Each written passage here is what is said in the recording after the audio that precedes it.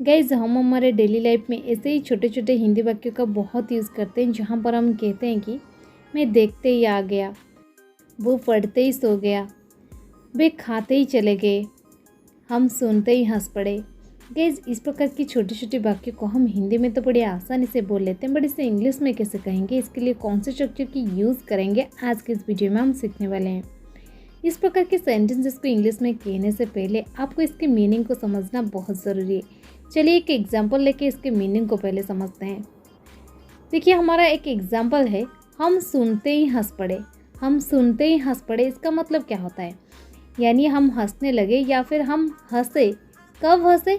जब सुने, जब वो बात को सुने, यानी जस्ट तुरंत बाद, जब हमने सुनने के तुरंत बाद ही हमने हंस पड़े।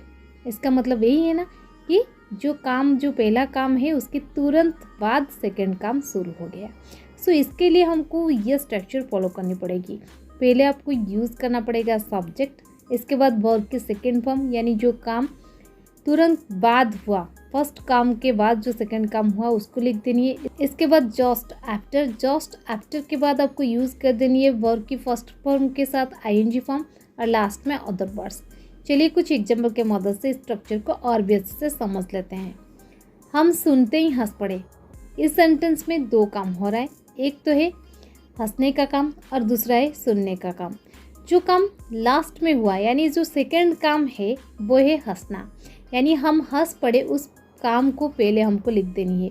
सो हम हंस पड़े, इसे हम टेंस के अकॉर्डिंग लिखेंगे, वी लैप्ड। कब हंस पड़े? जब तुरंत सुनने के बाद।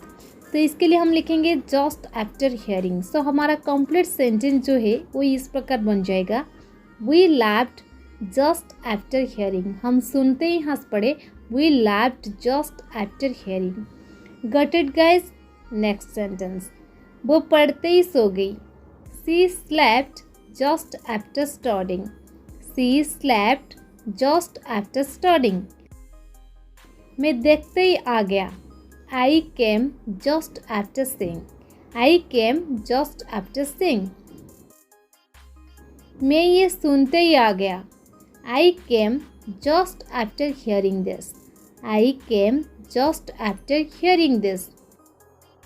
वे खाते ही चले गए। They went just after eating. They went just after eating. चोर पुलिस को देखते ही भाग गया। The thief ran away just after seeing the police.